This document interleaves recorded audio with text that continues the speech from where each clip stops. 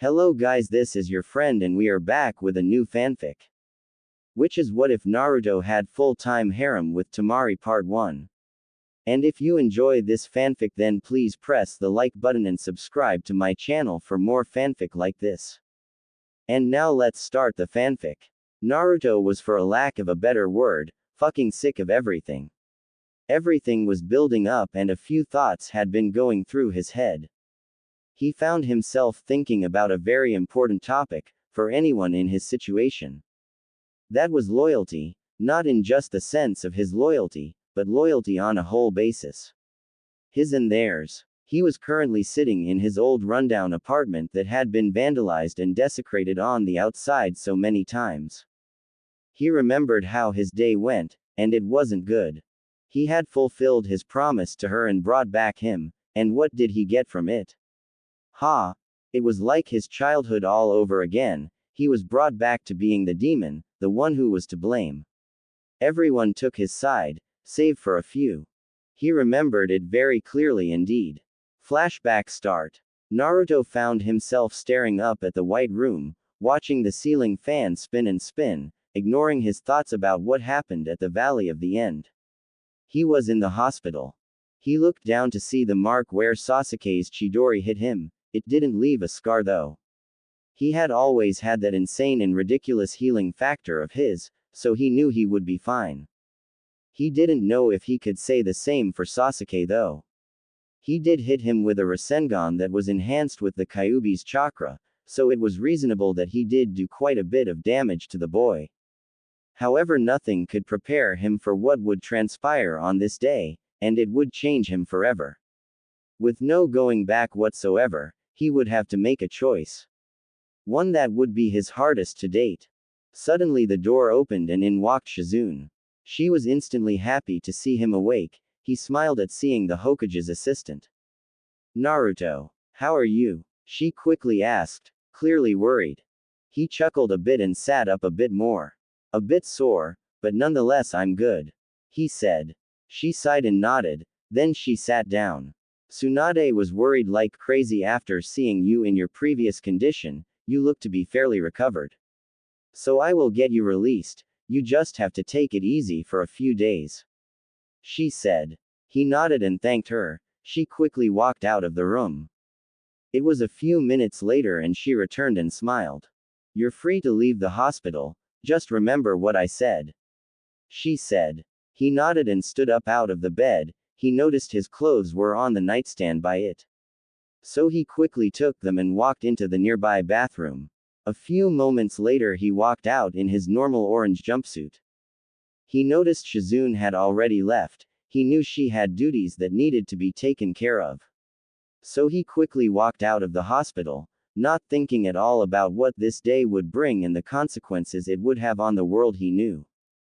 Before he knew it, he was already walking along the streets of his village when he heard a voice behind him. He instantly knew who it was. However, he knew she wasn't happy, but he didn't know why though. Hey you. It was Sakura. He turned and looked at her in confusion. Why was she looking at him like that? Sakura, what's wrong? He asked quickly. Her scowl seemed to worsen as she heard him. What's wrong? You nearly killed Sasuke, she screeched angrily. His expression changed from confusion to annoyed quickly. She was the one who asked him to bring him back in the first place, and he was trying to kill him too.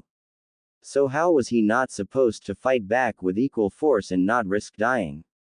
Why are you being like this? I brought him back like you begged me to, and now you're blaming me for nearly killing him. Last time I checked he was coming at me with a Chidori as well, he retorted dryly. She seemed to falter a bit, however her face contorted back to rage.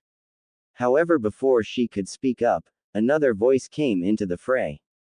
Even so Naruto, you lost control of the Kyuubi and used a Rasengan at quite a close range. Not to mention the Kyuubi's chakra strengthening its power. It was Kakashi. He turned to his sensei and glared. This was starting to turn into a real shitstorm for him.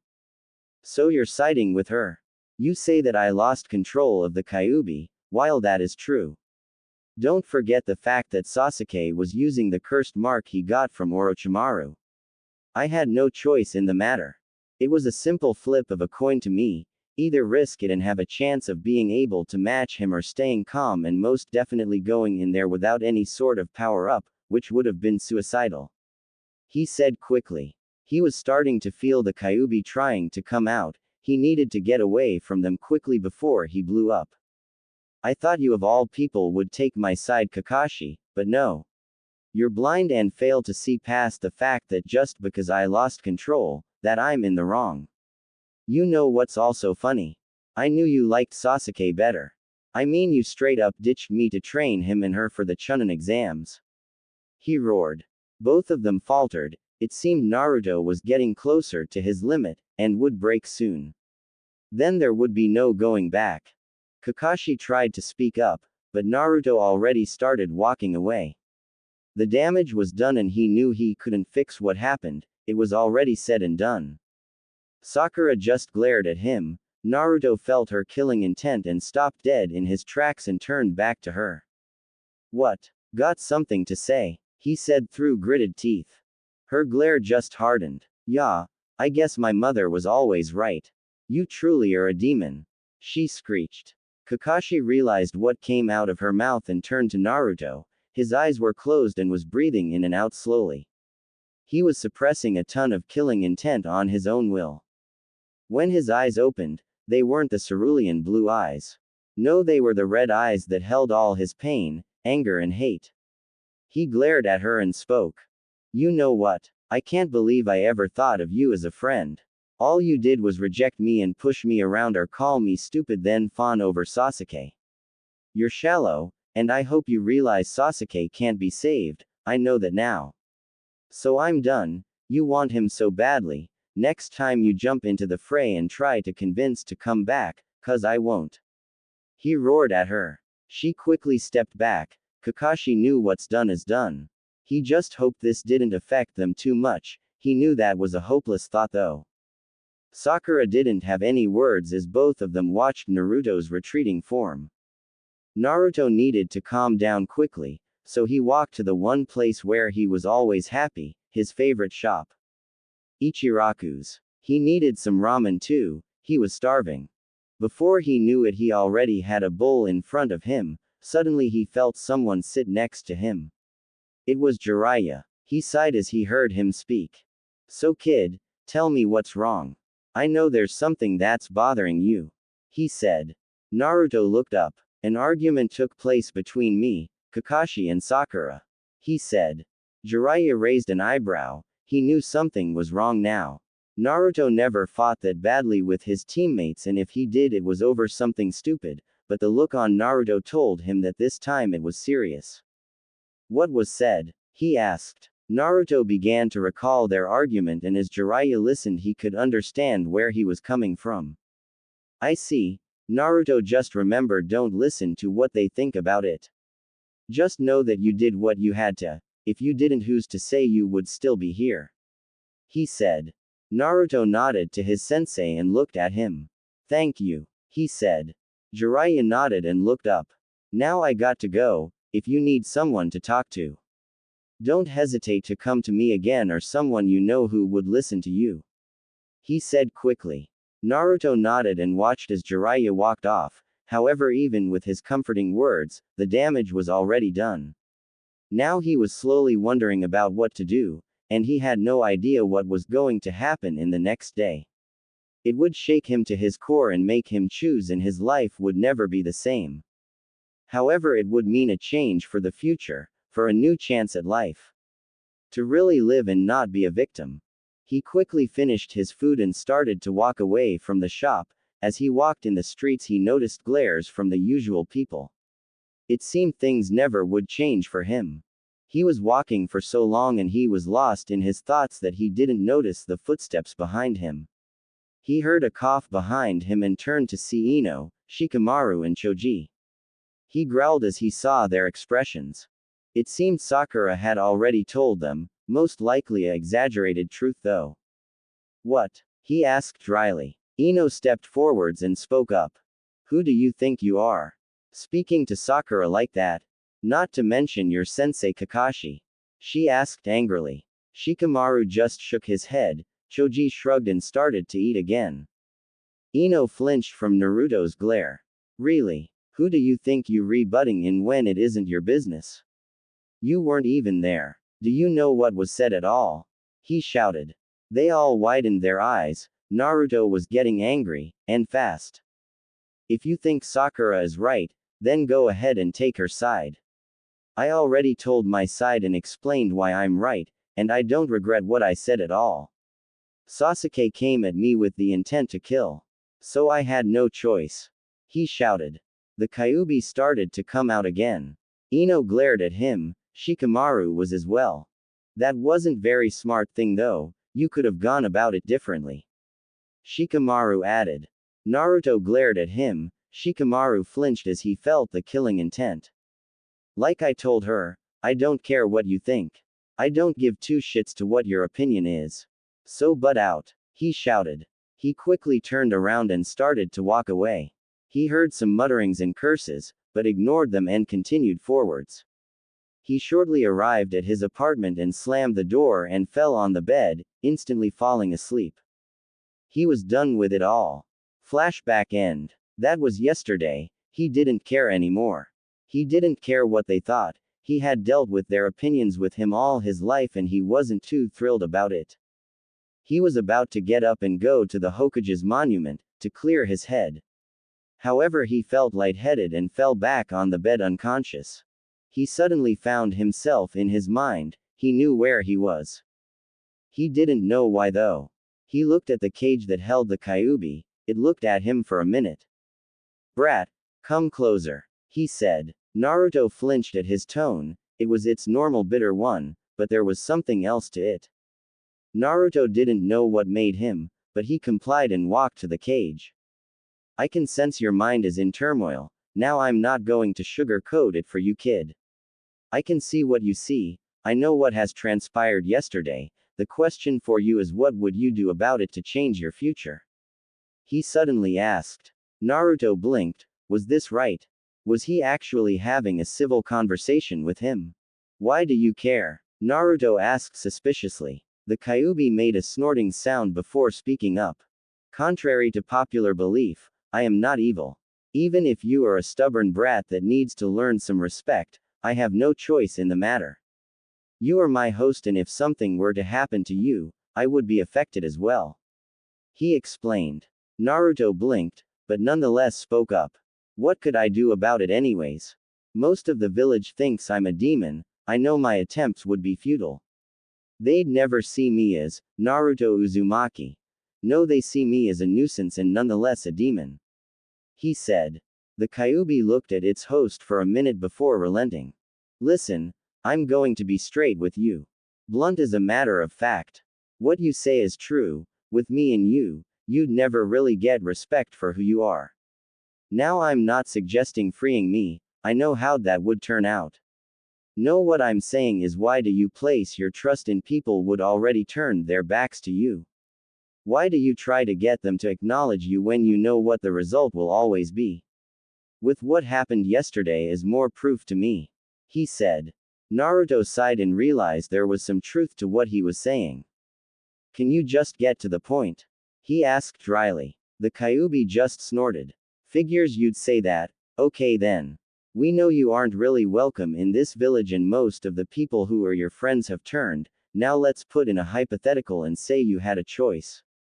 You could stay in the village and never see any change in how they treat you, or you could throw caution to the wind and say fuck it. Leave the damned place and start a new life. He said with a chuckle. Naruto's eyes widened. Become a missing nin. Are you insane? He screeched. The Kyuubi rolled his eyes. Yes, a missing nin. Now if this were the case, you wouldn't be alone. I'd personally train you how to use my chakra, so that you'd stand a chance against the hunters. He explained. Naruto's eyes widened again. If he did do that, he could get incredibly more powerful. He could even learn new jutsus from the other villages. It was tempting indeed. He knew there was a catch, however. What's the catch? He asked. The Kyuubi laughed. You're right, there is a catch. Now if you were to stay here, you'd eventually break and lost control and well, they might not want to deal with you. Who knows what could happen? Now, if we were to do the first option, it would be hard to escape. I could do it though, if you gave me control over your body. Now this isn't permanent, just to get a good distance away. As to the catch, well, first would be some leeway, give me some room to breathe in here. Then I would like to at least get some more time to control you. Preferably to fight, he explained. Naruto was weighing his options, he needed to know if there was any more to it. Is there anything else? He asked. A few things as well, but we can discuss those at a later date.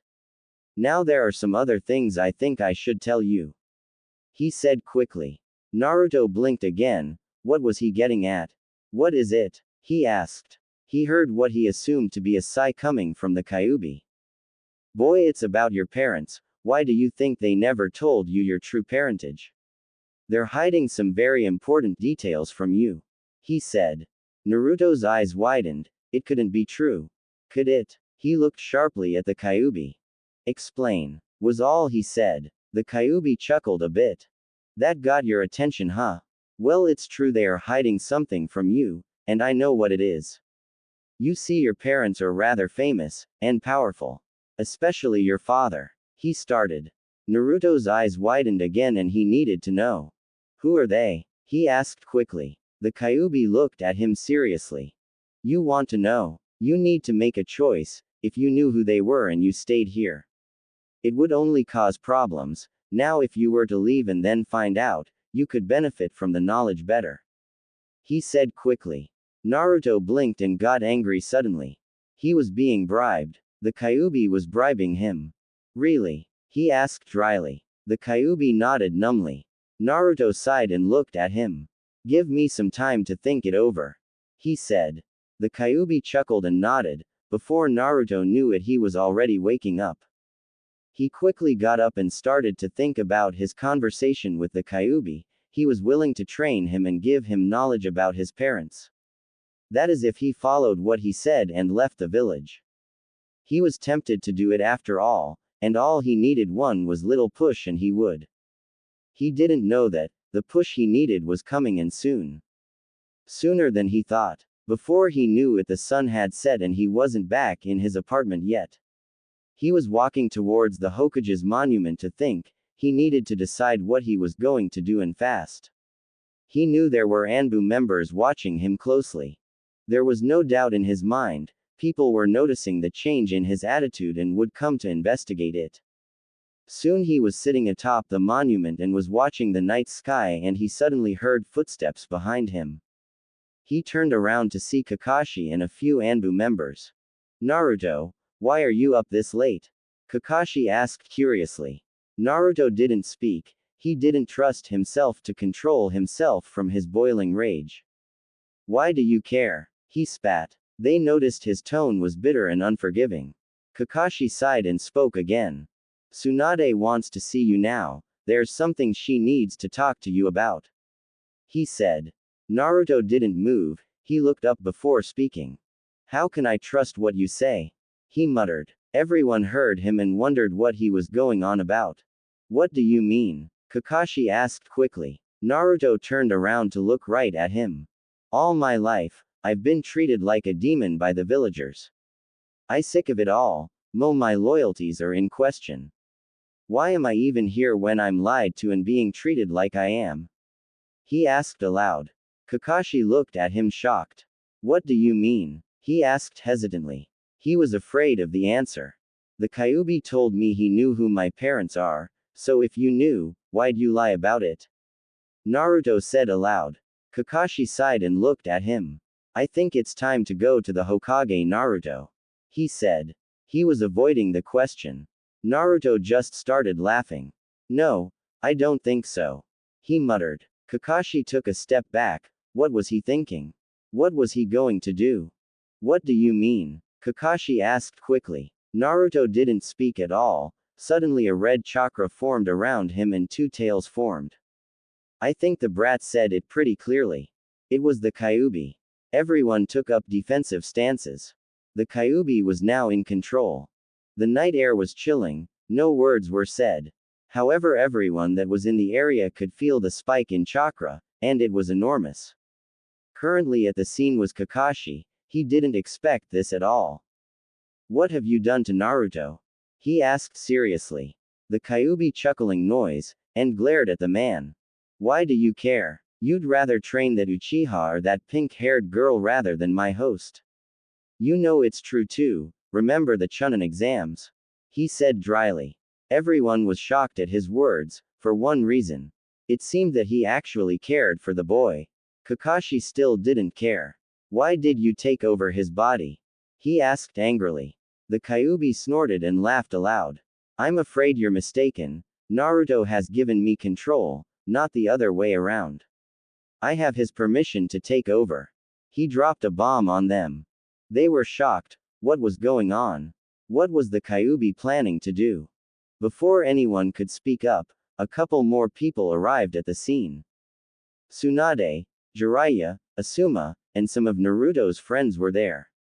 Ino was clearly shocked at seeing the chakra. Shikamaru's eyes widened as he saw it. A crowd was gathering. Sakura arrived in time with Sasuke, who still was hurt. He was wide-eyed at the sight before him. What is going on? Tsunade shouted in fury. The Kyuubi turned to the fifth Hokage and chuckled. Oh, nothing except explaining a few important details.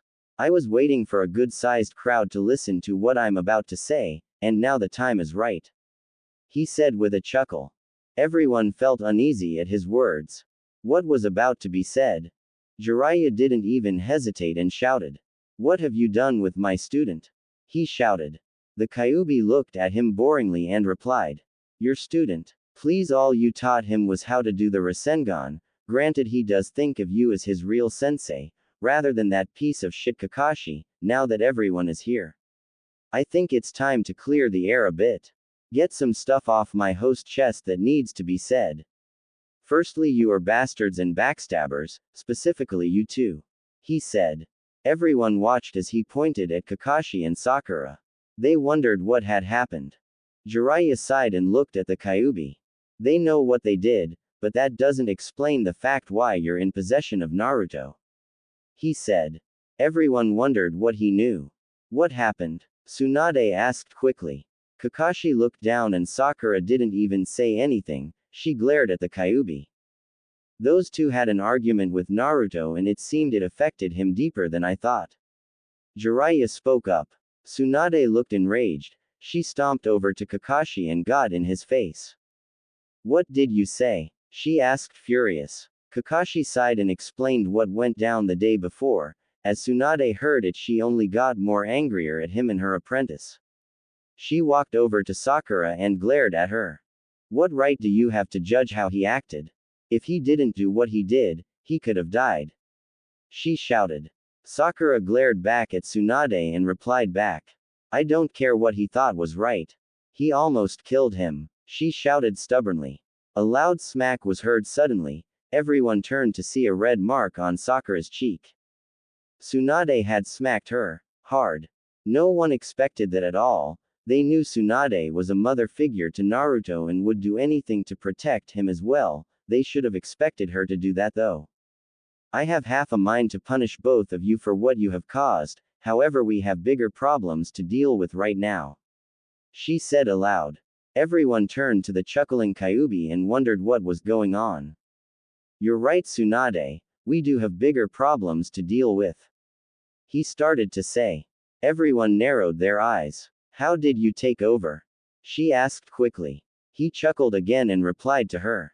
Like I told Kakashi over here before, Naruto did give me permission willingly, me and him have come to an agreement of sorts. He explained. Everyone tensed and prepared for a fight. What agreement? Kakashi asked quickly. He looked at everyone around him before speaking up. This is a day everyone will remember. On this day Naruto Uzumaki leaves the Hidden Leaf village. He is going to crave a path throughout history starting with this day. He announced. Everyone's eyes widened. Naruto was going to become a missing nin. They all thought horrified. Everyone started to prepare their own separate jutsus to try to combat the Kyuubi and prevent him from leaving. I also should spill a bit of a secret that many of you don't know, it's about Naruto's parents. He said with a grin. Instantly Tsunade, Kakashi, Jiraiya all looked terrified and turned pale. He wouldn't, would he? They quickly thought. What do you mean secret? The Dobi was left in an orphanage. Sasuke shouted. The Kyuubi glared at him and spoke up. It seems you don't think things thoroughly, do you, boy? How do you think he came into this world? The truth about his parents started on the day this village was attacked by me. Granted, I was under mind control by that bastard behind the mask. You see, it was covered up in an attempt to hide his true parentage, and keep him out of harm's way, but fuck that. I say let them know and fear his true name. He shouted. The three who knew the secret dreaded what was about to be said next. What do you mean true name? Sakura asked curiously. The Kyuubi turned to her and snarled. Little girl, all those times you called my host idiot or moron. You didn't realize his potential, due to the fact his real name. Granted, he took his mother's name and not his father's. Time to cause a bit of chaos among yourselves. His father's surname is Namikaze. He said. Silence, that's all that was heard after his statement. The people who knew that name eyes widened.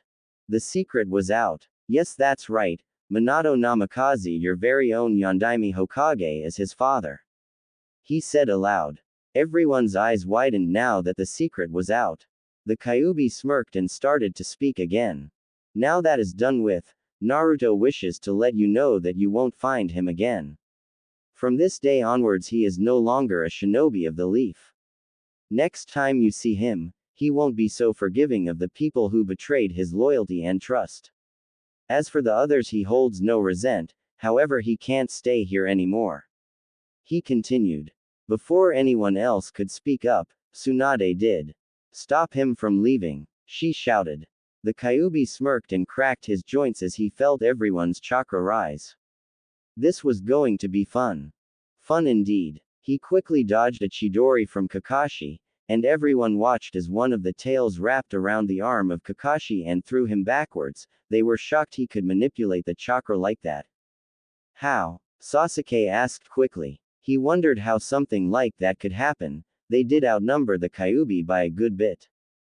Kid, I'm the Kyuubi no Kitsune. This power is my own, I know how to wield it with deadly precision. He snorted. Everyone tensed again. They knew now they were in for the fight of their lives.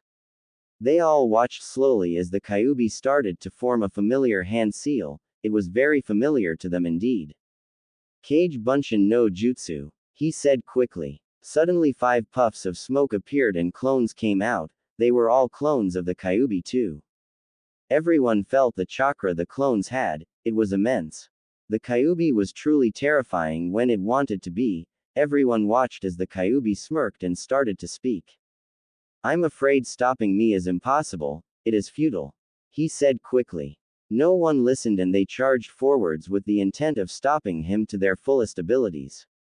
Suddenly everyone froze as the Kyuubi started to charge a large amount of chakra. They watched as his tail started to turn darker as 2 more formed.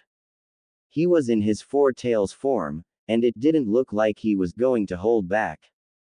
With no words said, everyone charged once again. Kakashi quickly formed another Chidori, but it futile as it was met with a clone's Rasengan. The clone was using the vermilion version of the move, effectively making overpower the Chidori by a large margin. It was a battlefield. Ino's team were dealing with 2 clones and were hopelessly outmatched. Tsunade and Jiraiya were taking on the real Kyuubi in its 4-tailed form. Jiraiya decided he had no choice. The Kyuubi watched with interest as he noticed the man's chakra rising by a large bit. Tsunade noticed it too and turned to him. They watched as he placed his hand on the ground. He was doing a summoning. They watched as none other than Gamabunta the chief toad was summoned. Jiraiya, why have you summoned me? He asked aloud. Jiraiya pointed to the Kyuubi. We need to stop the Kyuubi from escaping. He explained. Gamabunta took a look at what was currently going on. It was a big situation, no doubt. The Kyuubi growled as he knew this fight was starting to get a bit unfair. He was in his four-tailed form and he was about to face off against the chief toad, who no doubt could easily handle him in his four-tailed form. He quickly came up with a plan. It was a last-ditch effort, being that they were still on top of the Hokage's monument. He could get a little reckless. He knew Naruto wouldn't like it if he destroyed the village. He wanted to leave and start anew, not destroy it. Everyone watched as the clones dissipated, leaving the Kyuubi to himself. They knew he was planning something. He suddenly roared and charged his chakra even higher. He was starting to gain more tails. He stopped at 6. Everyone stared at him as pieces of bone started to form on top of the chakra he possessed. Surprising everyone, he curled his tails around him and swung them in a windmill motion. He was trying to create some room. He proceeded to leap in the air and formed 2 large Rasengans in his hands. They wondered what he was planning. It seemed like he was going to fall down to the ground and aim them at the ground. However, they were shocked as he placed both of them together. In an instant they blew up, thus launching him higher into the air. He was about a good 40 feet in the air.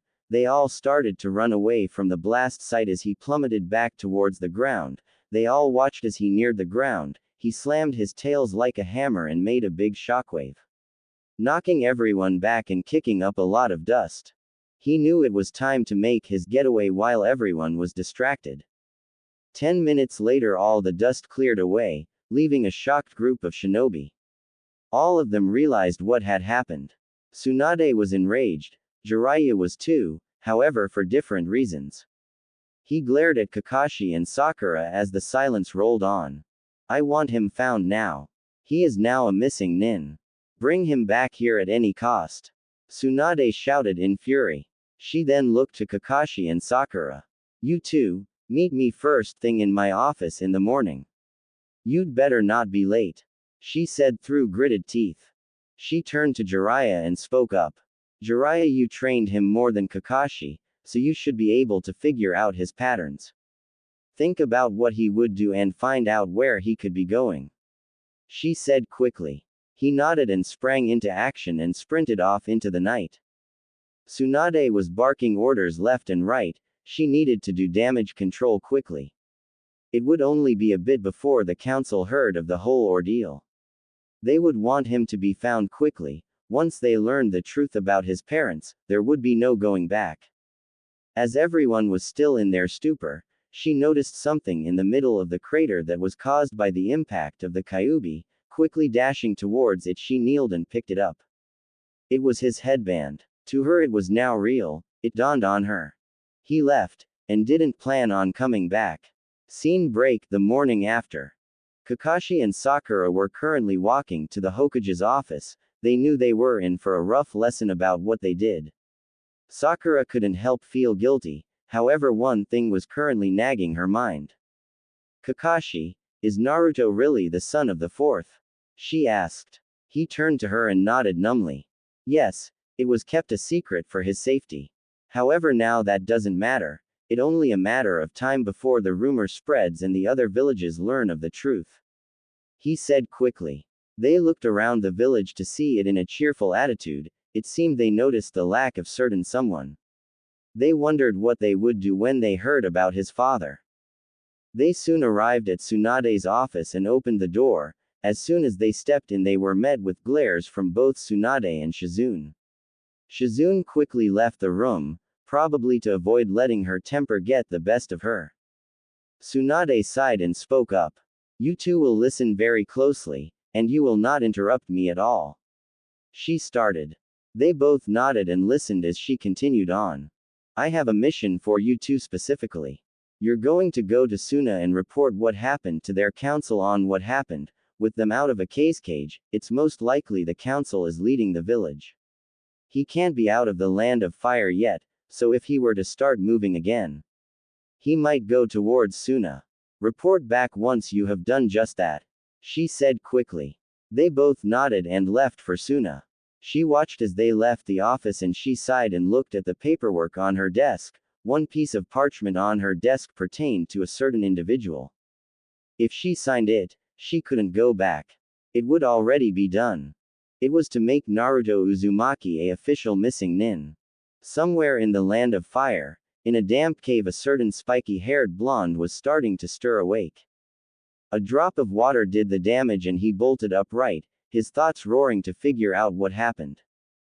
Brat, calm down already. The Kyuubi said in his head. Naruto blinked and stood up. He looked around the cave he was in. He assumed the Kyuubi put him here when he was far enough from the village.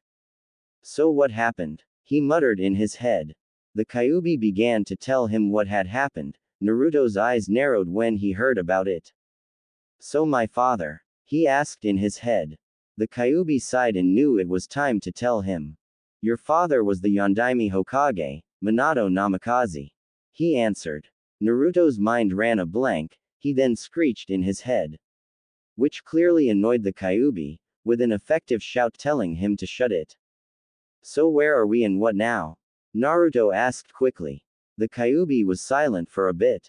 We're still in the land of fire. I'd suggest going to one of the smaller villages and getting some supplies. Maybe try to change your appearance a bit. The Kyuubi said.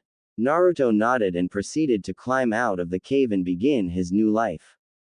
As he sprinted across the terrain, Naruto had his own questions he needed answered. He wondered what training the Kyuubi was going to give him. He knew it was going to be rough. He knew without a shred of doubt that it wasn't going to be easy. He knew that Fox was going to have some kind of sadistic pleasure in torturing him with grueling hours of training. He knew it was the truth too. He was currently deciding what his best course of action would be, and it was about which village to go to. He needed supplies for sure. He also needed to get out of this jumpsuit. He stuck out like a sore thumb in it. He was going to get a mask like Kakashi wore. It would definitely make it harder for someone to recognize him.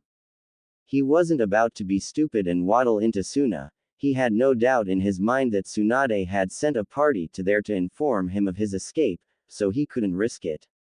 So he was debating on going to Kusa and shopping there, then heading out again before anyone got suspicious of him. They were allies with Konoha after all. So he needed to proceed with caution. He also knew he couldn't go crazy with spending, granted he did save up a good bit of Ryo. However, he knew it would only last him so long, so he needed to be careful and make sure to not overspend. He needed just the essentials. So with those thoughts in his mind, he raced towards his destination. He assumed it would be an hour or two before he reached it. Before he knew it, he had already arrived at the village. He needed to be careful. He couldn't stay forever and people would know a new face. So with his thoughts in place, he walked into a general store. The clerk instantly knew he wasn't from around the village, obviously someone new. Hi there. New to Kusa, huh? What can I help you with? He asked quickly. Naruto looked at him and needed to put his words carefully. A missing nin was a very big deal. If the clerk had tiny bit of suspicion that he was one, he could easily go to the leader of the village and report his suspicions. Naruto cleared his throat and spoke up. I'm in need of few supplies, firstly needed to get a change of clothes and some hair dye. He said quickly. The clerk narrowed his eyes, he obviously thought something was up. Why the hair dye? He asked quickly. Naruto gulped and decided to bluff and bullshit his way out. I'm on an undercover mission from my village, can't have anyone knowing who I am or recognizing me. That's why I am not wearing my headband. He bluffed. The clerk's expression changed quickly. Oh, I'm so sorry. Very well, follow me. He said quickly. Naruto nodded and followed him. He heard the Kyuubi chuckle in his head. Nice one, kid, a piece of advice. Maybe stop at the library and get a book or two on persuasion and deception. It would be a very useful tool to have at a moment's notice. Eventually you could get so good at it you'd have a silver tongue. He suggested. Naruto blinked. That was a pretty decent point. Why not? He thought. The clerk led him to one of the aisles and it had general goods. He looked around and spotted some of the things he needed. One was a pitch black mask that covered most of his face, leaving one eye for seeing. He decided to take it. He looked at the clothes. He picked out a sleek, tight-fitting combat jacket that had a good amount of hidden pockets. He smirked as he grabbed it. He could hide a good bit of stuff if the need arose. He picked out a matching pair of shorts and took a look at the hair dyes. He didn't want something that would stick out, one thing that would look natural if anyone asked or got suspicious about it. It was a choice between a few colors. Either red, black, a tan or a tan, sandy color. He decided to go with black, since it was pretty much the opposite of his bright yellow. No one would probably expect him to have black hair. Gathering all of his stuff, he proceeded back to the checkout. The clerk saw the mask and raised an eyebrow. Naruto saw this and quickly spoke up. Decided to get it on a whim, better safe than sorry. He mused. The clerk seemed to buy it and rang it all up. Before he knew it, Naruto was already outside. He quickly walked into a nearby alleyway and proceeded to change. Quickly throwing his orange jumpsuit in a nearby trash can, he proceeded to walk to the nearby library and decided to pick up a few persuasion books and started to read. He chuckled as he read the title. Speechcraft for Morons. However, he opened the book and started to read nonetheless. It was about 30 minutes later and he summed up what the book told him, different manners of speaking and how to use certain words to your advantage. He thought it was a pretty good idea to learn persuasion. It would definitely help him later. He eventually read what he could. He knew he couldn't stay in the village that much longer. He was sure Tsunade was already sending parties to the other villages to find any traces of him. He quickly put the book back and walked into the bathroom. It was time to dye his hair. It was a messy 15 minutes later and he finally came out with sleek black hair. He guessed no one would know he was Naruto Uzumaki. As he finally stepped out of the building, he looked at the mask and fitted it to his face. It was time to move on and decide his next course of action. Now he knew with this disguise he could go to some villages who knew his name. They wouldn't be able to see past his measures and wouldn't know it was him. Only a few people could be able to see past it. He knew if he ran into anyone from the Leaf, they would be harder to fool. He still needed to focus on training too. He shuddered at what he wondered it was going to be like. So what's this training you're going to give me? Naruto asked the Kyuubi. He waited for a response from the being he held. First thing you need to learn about is your chakra. You have two types of chakra. Yours and mine, each with its own properties and affinities. He started. Naruto drew a blank. Affinities? He asked confused. He heard the Kyuubi snort before replying. I keep forgetting that those teachers you had at that academy barely taught you jack shit. You see, there are 5 affinities. Earth, fire, lightning, wind and water. I have the fire affinity with my chakra, while yours is a wind affinity. He explained. Naruto's eyes widened, then he rose an eyebrow. How do you know mine is a wind affinity? He replied confused.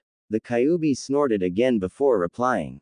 Brat, I've been with you since you were born. I can easily tell what your chakra's affinity is. Now on to the next part. Wind chakra is very deadly and precise when trained right. However, I don't know how to train in that area, so we will work with my chakra. Since it's your best bet at staying alive against the hunters that will no doubt come for you, we will start with my chakra. He explained. So what exactly can I use your chakra for? Naruto asked confused. He assumed the Kyuubi was rolling his eyes as he spoke. My chakra is very powerful, as you know. It has multiple applications. The most obvious is fire release. That is the easiest to learn. However, that's not what I'm going to teach you first. Chakra is very malleable and as such can be used in multiple ways. To start your training, you need to meditate so you can come inside your mind so we can proceed with the next step. He explained. Naruto nodded to himself and found a nice spot to sit down. He slowed his breathing to a steady rate and calmed down. Not a thing interrupted him as he delved deeper into the silence. Soon he found himself going deep into his subconscious and found himself standing before the Kyuubi itself. Good, now we can proceed. He stated. The Kyuubi then held his fist out and looked to the boy.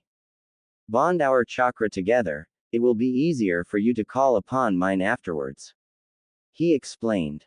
Naruto nodded and placed his fist against the Kyuubi. Once he did, he felt a rush of power. Suddenly his subconscious started to fall apart as woke up. He looked at his hands to see no real difference. Now it's time for you to call upon my chakra. To do so, reach deep down and pull it from the depths. Search for an intense source. You'll know when you find it, he explained. Naruto hummed and focused. He felt a roaring sensation of pure flames. He pulled it forwards and it started to ignite like gasoline was poured on it. Suddenly chakra flowed like it endless. He looked at his body, covered in the red chakra. It was like the time when he faced Neji, except it seemed more controlled and tamed. Like he could use it freely. He chuckled as he knew he could now. Now before you go crazy and test it out like no tomorrow, you need to know this chakra is like a beacon in the night. Any sensor will be able to pick up the massive spike in energy. It's my chakra after all. You need to hurry and do some quick tests and then get rid of the chakra and get the fuck away from the area. Anyone nearby will, he explained. Naruto nodded to himself. He knew what it meant. He should only use it when it was absolutely necessary. He was going to train a bit with it though, so he did get a good grip on it. At least he would know how to use it right when the time came. Okay, now with my chakra, you can use a very special property it can utilize. It's called Fox Fire. As a kitsune, my chakra allows for it use. Fox Fire is very powerful. It doesn't need any hand signs to use either, so it's versatile. To use it, imagine the chakra igniting and its temperature increasing. If you do it right, you will summon the Fox Fire, he explained. Naruto nodded and closed his eyes, then started to concentrate. He started to feel his hands get hot. He concentrated even more on that sensation and it felt like they were burning. He opened his eyes to see them covered in golden flames. He could tell they were very powerful. Doing an experiment, he wondered how they could be manipulated. He quickly noticed it was tougher than he thought. He was about to make the flames swirl around him like a cloak, however that was really all he could do. He needed more practice. That is good enough for now. As you must have noticed, the fire is very difficult to manipulate. Once you get the hang of it, you'll be able to do quite a bit with it, the Kyuubi said quickly. Naruto nodded and let his chakra fade. Once it did, he took a look around.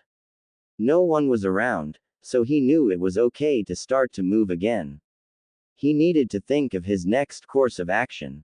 He was thinking of making a pit stop to Suna and Rakan to see what was going on there, and if anyone knew his whereabouts. He needed to have some kind of information on what was going on in Konoha, so Suna it was. If you're going there, make sure to stay under the radar. I have a feeling we're gonna hit an obstacle soon, the Kyuubi said.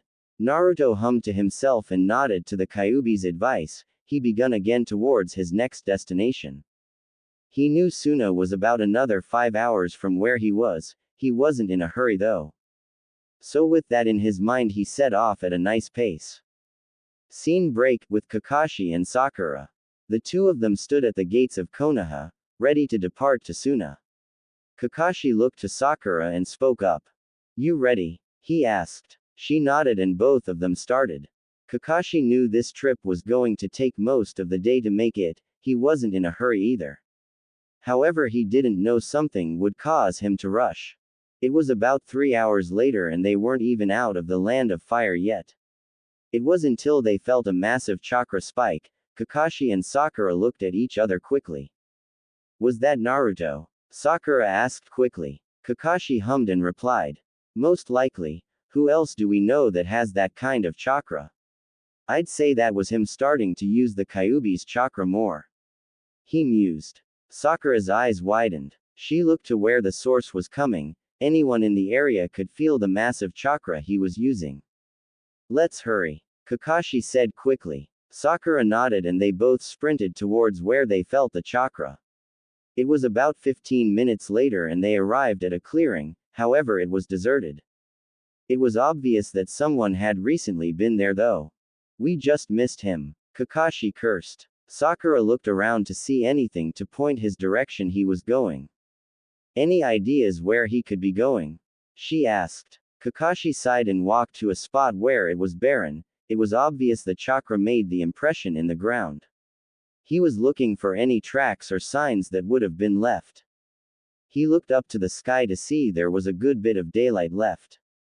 Well, there's a few options he could have chosen. Either he stopped at Kusa and did some stuff and is now heading towards Suna. If that's the case, we might catch him there. However, he may already have been to Suna and is going towards Kusa. Either way, we know he is in the area. We need to continue to Suna though. Let's hope we can find him there. He mused. They both started once again towards their destination. Before they knew it, they were already in Suna. Walking around, they spotted someone familiar to them. It was Temari. She looked to be shopping. They walked up to her and got her attention. Temari cautiously turned around and shocked to see them. "What can I do for you?" she asked quickly. Kakashi looked at her and spoke up. "We need to speak to whoever is in charge," he said. Temari raised an eyebrow. "What is wrong?" she asked quickly. Sakura looked down while Kakashi replied. "Naruto Uzumaki had become a missing nin," he said. Temari was surprised. The little hyperactive kid had ran away. She knew something was off. There was something they were hiding. "What caused the run to run away?" she asked confused. She knew something had happened. Kakashi knew he couldn't spill the secret of him being the Nine-Tails Jinchuriki. It would only cause chaos among them. A long list of things that needed to be fixed. Now we believe he isn't going to give anyone a chance. "We think he may be coming to Suna," he said quickly. Temari sighed and spoke up. "Okay, I'll take you to the council. Since our Kage died from Orochimaru, a new one hasn't been appointed," she said. They both nodded and followed her. Soon they arrived at a building and entered it. Temari sat outside the building thinking about what could have caused such a change in the boy to make him become a missing nin. She drew up a blank. She knew he practically loved the village. So why would he forsake it and desert it? She thought quickly. She had no idea just how much he was changed, and wouldn't go back at all. It was something obvious to her. She knew he was going to change. However, she didn't know just how much he would. She was interrupted by a strange feeling, like she was being watched. She looked around to see no one, yet the feeling still remained. She hesitantly took out her fan and looked around. That's when she looked up and noticed someone was watching her, or the building for some reason. She couldn't make out the appearance. With no hesitation, she hopped on her fan and used it like a glider, sending her upwards to the roof where the boy was. Once she got there, she took in his appearance. He looked like a miniature Kakashi, with pitch black hair. His lone eye watched her like a hawk, ready at a moment's notice. "Who are you?" she quickly asked. She noticed he didn't have a headband. She narrowed her eyes and begun to get into a stance. The boy took note of this and did the same. A fated battle was about to take place atop the village. A cold breeze blew past the two of them as they stared at each other unflinchingly. Temari had no idea who this was. She thought for a second it might have been Naruto, but Naruto didn't dress like this and didn't have black hair. Oh, how wrong would she be when all the secrets spilled out? She looked at him closely as he did. "Who are you and what are you doing here?" she asked quickly. He didn't answer. He feared a bit that if he spoke, she might recognize his voice. He knew Kakashi and Sakura were still in Suna as well. So he couldn't get reckless and cause a massive scene that would no doubt attract unwanted attention. "I'll give you one more chance to answer me, or I will beat it out of you forcefully," she shouted angrily. She didn't like the look he was giving her. It was observant like a hawk watching its prey, but at the same time it was bored and lazy, like he thought she wasn't worth it or that he didn't have the time of the day for this. "You're Temari, brother to Gaara and Kankuro. You should leave while you still can," Naruto said in a deep voice. He was trying to mask his voice somewhat, by making it more animalistic and deeper. She narrowed her eyes and brought her fan out. "Who are you and how do you know about us?" she demanded angrily. Naruto sighed and realized he had no choice. It was hopeless to try to avoid this situation. Once Temari noticed he isn't responding to her at all, she took out her battle fan. Futon. Kazakiri no jutsu, she shouted. Naruto quickly rolled out of the way as the sharp blast of wind came at him. He cursed as he realized if he got hit by those, it could rip his mask off. He looked at her to see her sizing him up. It was obvious she realized it wasn't going to be easy. However, that wasn't going to stop her. She quickly let off another cutting whirlwind at him, which of course he easily dodged. She stopped for a second as he started to make a few hand signs. It quickly ended and with 4 words sent her into shock. Kage Bunshin no Jutsu, he shouted. All around her clones formed. She counted about 20 of them all ready to attack at once, and they did. They all charged at once. Futon. Kazakiri no Jutsu, she shouted again. This time she spun her fan in a circular motion, intending on hitting as many clones as she could. She did get a good bit of them. She looked to the man to see him standing still. I'm going to say this once, leave now before I have to end this. He said quickly. She scoffed at him. He lowered his head for a split second. She wondered what he was going to do. She watched as he formed a Rasengan. She looked shocked. She knew this technique and the destructive power it held. Naruto sighed and looked at her one last time and charged. In a split-second decision she rolled out of the way, but she let go of her fan. Her eyes widened as she saw the Rasengan hit the ground near her. She didn't even know what happened, but she was sent flying. Naruto cursed as he realized what he did. He knocked her off the roof of the building, and without her fan she would surely fall to her death. He knew he could save her, but it would come at a price. That price was revealing who he was. The Kyuubi seemed to read his thoughts and spoke in his mind. Just know if you do this, there's no going back. He said quickly. Naruto knew that already. He sighed and knew what he had to do. Just do it already. He shouted back to the fox. He heard a chuckle and it was like a snap, and Naruto felt the immense amount of chakra come to him. With an explosion of the demonic chakra his appearance changed. 2 tails formed as his features turned animalistic. The mask was already starting to fall off from the wind blasts he was facing earlier. Now with his transformation it did the final part and it fell on the ground, leaving him exposed. You better hurry, that girl is falling to her death. The Kyuubi mocked in his head. Naruto just growled and got on all fours and ran as fast as he could and leapt off the building. Temari looked up just in time to see something coming at her. Her eyes widened with fear as she took in the boy's appearance.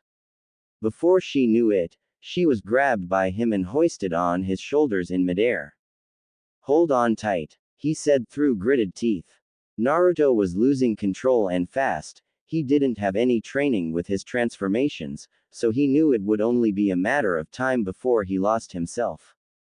Temari shut up and watched in awe as he scaled the building with his claws. Before they knew it, they were on a roof across Suna. Naruto dropped her quickly as he felt someone coming.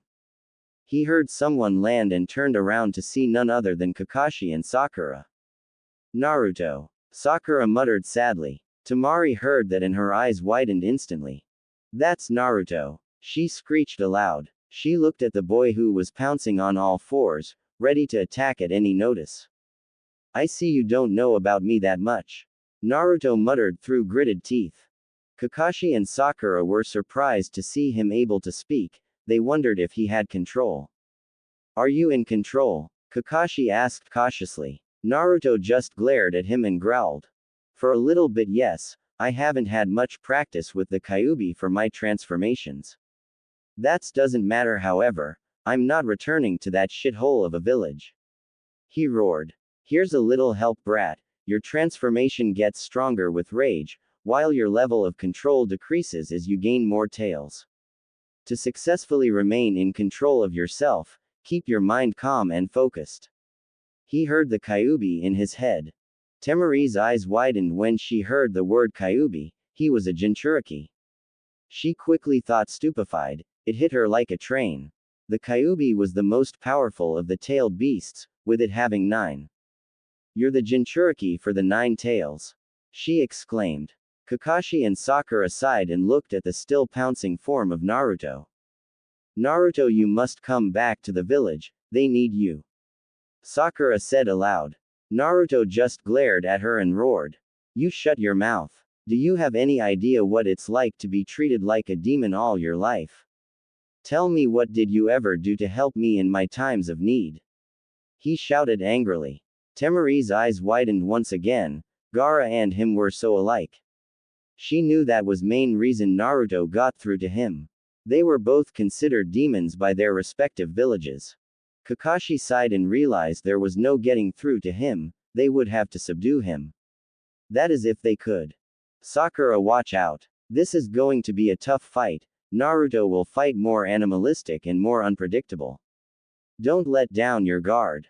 He said quickly. Sakura just scoffed and spoke up. You're right, even if he is powered up with the Kyuubi, me and you can take him on. She said foolishly. Kakashi was about to speak up, but noticed Naruto had vanished. He quickly turned to Sakura and looked above her to see him already in midair with his claws aimed at her. He quickly dashed and pushed her out of the way just in time to hold out his hand and grab the clawed hand that was aiming right for her. Kakashi couldn't believe it. How did he get so fast? He wondered. He wondered how powerful the boy could truly become. He was under the Kyuubi's own tutelage. He had no doubt Naruto would eventually become a force to be reckoned with. However, a part of him wondered if that was good or bad.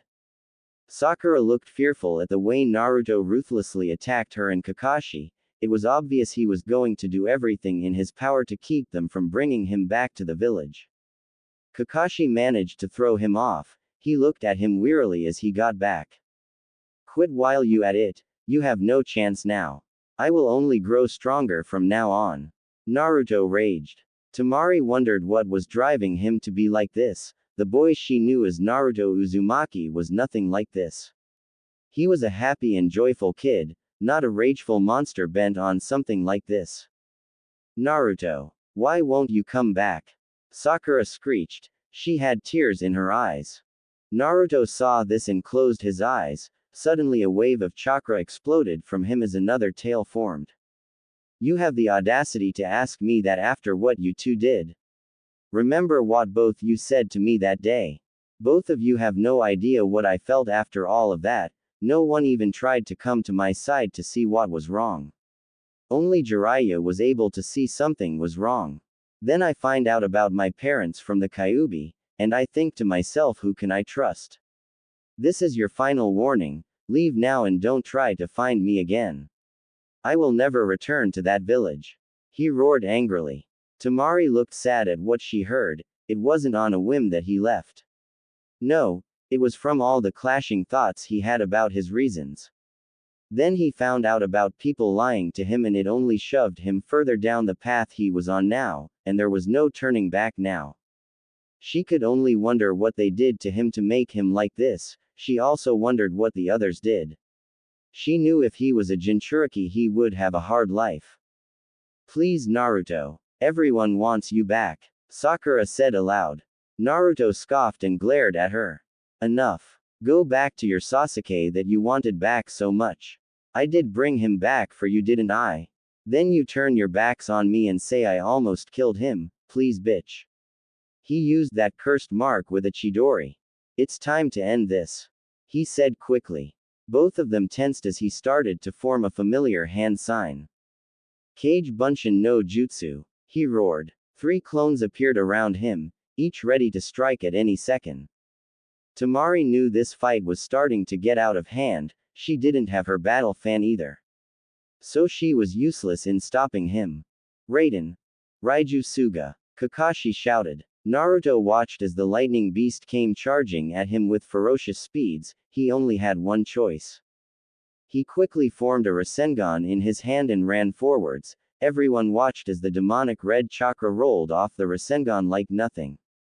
The two opposing jutsus quickly caused a gigantic blast that made everyone cover their eyes and ears. Naruto knew he had to do something quickly. He soon would start to run out of chakra, and that would be very stupid of him and especially deadly. He also knew his control over the tailed forms were dwindling every second that passed. How do I come out of my form? He asked the Kyuubi in his head. He waited for a response from the Kyuubi. Normally you can't, however I can bring you out of it. There are other ways for you to do it as well. Chakra exhaustion is a big one, being that your chakra control is horrible, that's likely going to happen soon. It's time for you to come up with an escape plan. He heard in his head. Naruto nodded numbly and began to think on what to do. He suddenly came up with an plan, time to put it into motion. He waited as the blast calmed down and everyone gained their bearings back. They all watched as the clones didn't move, they just stayed still.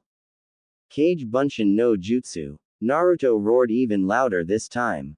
All around them clones appeared on the roof. Kakashi and Sakura quickly put up their guards as they saw the clones. Temari wondered what he was going to do. Each clone looked at them with clear intent. They all looked to the clones to see them start to glow a golden color. It was some kind of fire. What is that? Sakura screeched. Kakashi didn't know, he knew it was some kind of fire. He knew that it was powerful also. I don't know exactly, but it is a kind of fire that Naruto must have learned how to produce. He mused. Everyone covered their eyes once again as the flames got brighter suddenly. It was starting to get intense, the heat was getting very hot as well. They suddenly heard a few scraping noises and what sounded like someone getting punched over and over again. What they didn't know is the clones had used that moment they blinded them to slingshot the real Naruto out of the way. He was already climbing the wall to get outside and into the desert and head to his next destination. Back where the fight had taken place, the blinding light had disappeared along with Naruto and his clones. Kakashi and Sakura were completely dumbfounded that he escaped. How? Sakura muttered. Kakashi didn't even respond and looked up to the sky and sighed. It was time to report to Tsunade. Temari on the other hand was feeling a lot of emotions, the main one was anger. Why did they insist they needed to get him back when they knew he wasn't going to come back? She quickly thought. She was also feeling sorry for the now missing Nin. It was obvious he didn't want to come back and they weren't going to stop trying to do just that, which would only anger him more. She started to wonder where he could be going. She knew soon he would become stronger than anyone could imagine. She wondered the next time they would meet. She knew it wasn't going to be for a while. Thanks for leading us to the council, Temari. We must report back to the Hokage now. Kakashi suddenly said. Temari had to ask a question. What are you planning to do with Naruto? She asked quickly. She didn't flinch as Sakura glared at her. Kakashi just sighed and spoke softly. To tell you the truth, I don't know. It's up to Tsunade if she wants to pursue him. However, I know it's futile, he won't come back. He said. Sakura gasped and looked at Kakashi. We can bring him back. She argued. Kakashi just shook his head. The damage was already done, Sakura. Naruto's path is his own now. We wouldn't be able to get through to him, especially after what happened. He said softly. Sakura went to speak again, however she shut her mouth as she realized he was right. Both of them nodded to Temari and began their journey back. Scene break, near Konoha. Two figures stood atop a tree branch looking over the village hidden in the leaves. One was looking stoically at the village he once called home. The other had a thoughtful face that resembled a shark. These two were watching for any signs that could lead to a certain someone's whereabouts. He left the village about 5 days ago, correct? The man with the sword on his back. The other didn't reply just yet, he was staring at the village for a good bit. That's what the rumors say, Kisame. He said. Kisame looked at the village hidden in the leaves for a good bit. The man besides him stood up and turned around. Our spies say he was seen in Suna not too long ago. If he was spotted, he could have already left. Let's see if we can intercept him. He said. Kisame nodded and stood up. Let's go, Itachi. He said. Both of them sped off in the direction they were hoping to find their target. Both of them stopped suddenly when they saw something that intrigued them greatly. It was tracks and they were fresh. Kisame bent down to inspect them a bit closer. Someone was here very recently. They were clumsy too, like they were tired. He mused. Itachi looked around to see if there were more of them. He saw some. They were heading in the opposite direction they were going, away from Suna. You think the Jinchuriki left Suna and is headed to a new destination? Kisame asked quickly. Itachi gave a affirmative grunt. Naruto is crafty, but he is dense and sometimes stupid. Something tells me we need to proceed with caution. If he escaped both Suna and Konoha, then there's something we don't know. Itachi said. Kisame thought about it for a moment and knew from what he heard about the boy, that he was indeed crafty. He was a prankster after all, and he couldn't doubt that there was definitely something they didn't know if he escaped from both villages. You're right, his tracks though. If I think where he's going is right, we may have a problem. Kisame said suddenly. Itachi turned to him with a confused glance. What? He asked confused. Kisame looked to him and replied. I think he is headed towards Kumo, if he gets there. It will be a lot harder to find him. He said. Itachi sighed and realized that was the truth. Kumo was pretty big and it would take a while to find him if he was headed there. Well, let's no waste any time and let's see if we can catch up to him. Itachi said quickly. Kisame nodded and they both sped off in the direction the tracks led. Naruto sluggishly walked under the canopy of the forest he was currently in. If he had to guess, he was at least a day from the land of lightning.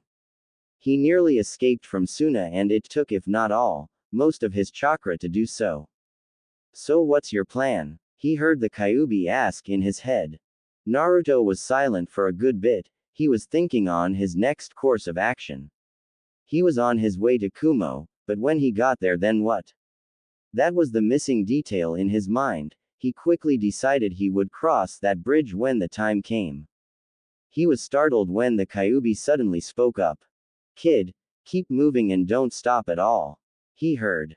Naruto wondered what he meant by that. What was going on? He quickly thought. What's the matter? He asked in his head. The Kyuubi was silent for a good bit. We're being followed, he replied. Naruto instantly tensed. He thought he already got away from Suna. Who was following him? Those thoughts were running through his head like a speeding bullet. Who is it? He asked cautiously. He couldn't fight right now, so he needed a place to hide out for a while. He needed to rest and get his strength back before he could take on someone. Don't know exactly who, but I sense two distinctive chakra signatures that are coming towards us. He said quickly. Naruto nodded and stood up straight. He needed to conserve what little chakra he had left, so fighting them was out of the question. Even with the Kyuubi's chakra, it would still be a tough fight with it being 2 against 1. He, however, had a plan. I'm gonna call on your chakra some. I'm gonna try to confuse them with shadow clones. Make them spread out while making obvious tracks. He said quickly. The Kyuubi was silent for a good bit. You'd better hurry. They're coming closer. He said finally. Naruto nodded and started to call on the chakra. He only wanted a little bit. Only enough to make 4 or 5 clones. As the familiar red chakra covered him, he started to form the hand seals. Kage Bunshin no Jutsu, he shouted. 4 clones appeared in front of him, when Naruto finished giving orders. They all nodded and split up, making as many tracks as they could, purposefully making obvious that anyone could see them. Naruto then decided to take a detour. He quickly thought that they might have known where he was headed. So his 1-day trip turned into a 3-day trip. He knew what he just did would confuse them a bit and give him a window to get a good distance away. However, he needed find somewhere he could rest soon. The nearest village that he could go to was Yuga, so he decided that was where he would head for right now.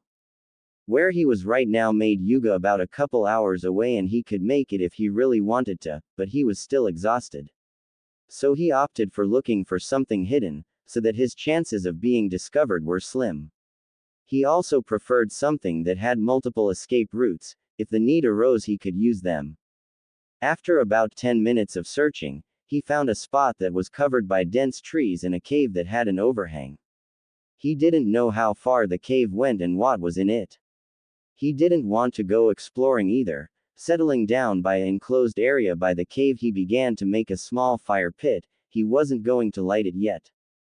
He needed food, so that meant only one thing. He was going to have to hunt for it. That was one thing he never had to do, so this was going to be a trial and error type thing for him.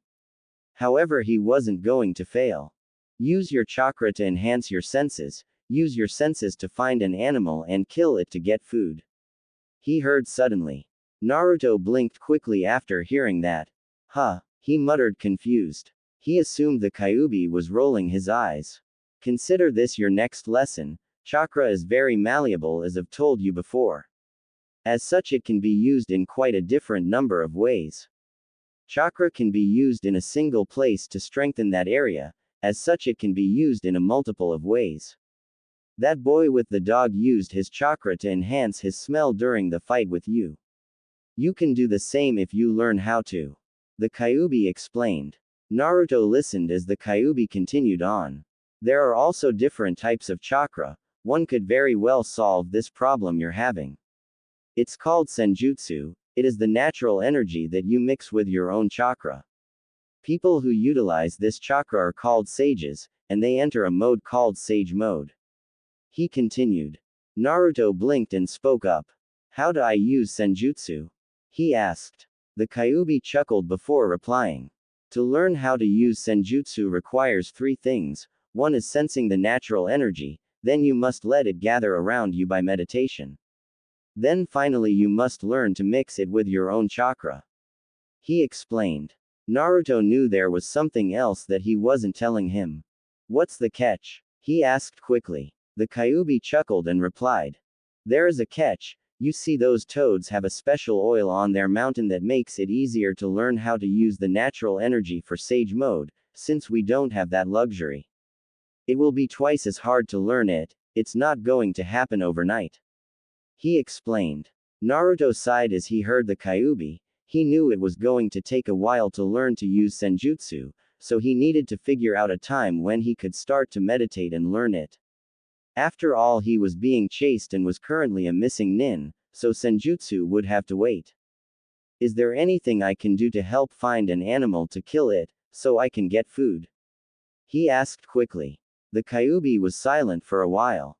You could use the first step of senjutsu to search for the natural energy that an animal would have, a life force to be exact. He explained. Naruto just sighed and found a quiet place and sat down. It was obvious to him that was all the help he was going to get from the fox this time. He sat there for about 30 minutes and started to feel something. It was like a raindrop falling on a pond and causing a ripple, with the feeling spread out to him. He had a feeling that this was the natural energies that the Kyuubi was talking about. He noticed several different things around him, like dots on a map. He thought it was like a radar. He noticed one point near him was still and not moving at all. He opened his eyes and hopped on a tree limb and crept closer to where he found the source. As he neared it, he found a clearing with a deer curled up by a bush. He now understood how senjutsu worked. He still wasn't ready to actually use it with his chakra and use sage mode, but he had no doubt he would eventually learn it. He wasn't going to fail at that. He knew what he was about to do was something he'd never thought he would do, but it was that or starving.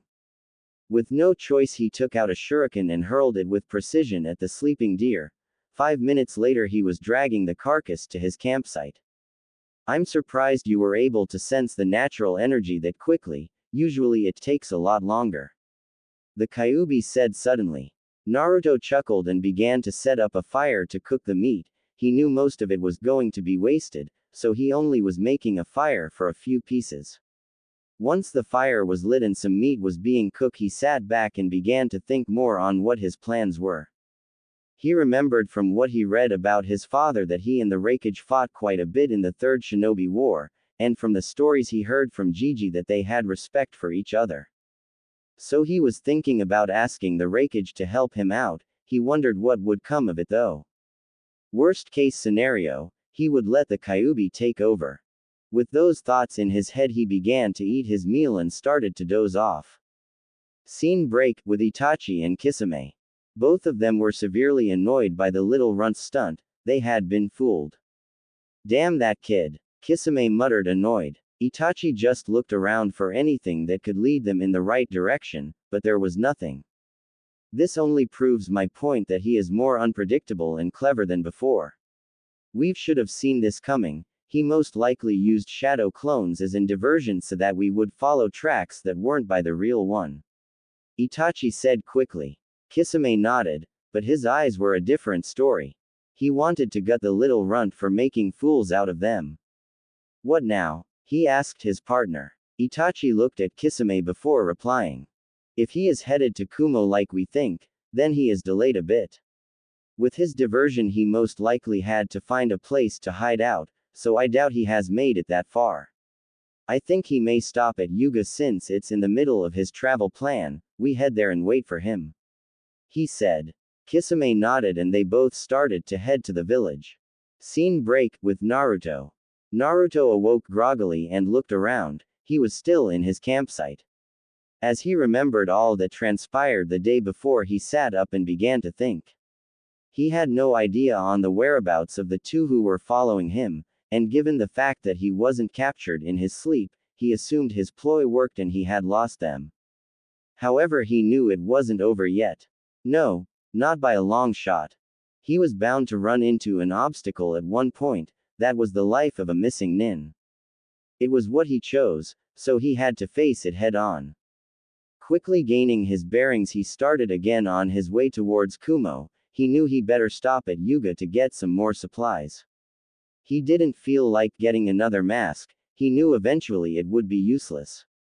It was about 2 hours later and he saw the gates leading to the village of Yuga. He decided to take a cautious approach, just in case anyone knew who he was and if word got out he was a missing nin. He walked normally into the village and looked around for a bit. It seemed normal. No one was giving him suspicious looks or glares. He assumed he was good. However, the Kyuubi's voice in his head proved him wrong. Be on your guard, I sense those same chakra signatures from the other day. They're here. Watch your back. He heard. Naruto cautiously looked around, but didn't find anyone who stood out to him. If they are close enough, can you pinpoint them? Naruto asked him. The Kyuubi was silent. Naruto should have known he could do that easily. He was planning something. What are you planning? He asked quickly. Naruto looked up to the sky as he replied. It's obvious we can't fight here, it would attract unwanted attention. We bait them into following us. Once you pick out who is following us, we show a bit of power to get them to know it's us. Remember, I don't look like me anymore, so we need to let them know I'm who they are looking for. He explained. The Kyuubi chuckled. It was actually a pretty good plan.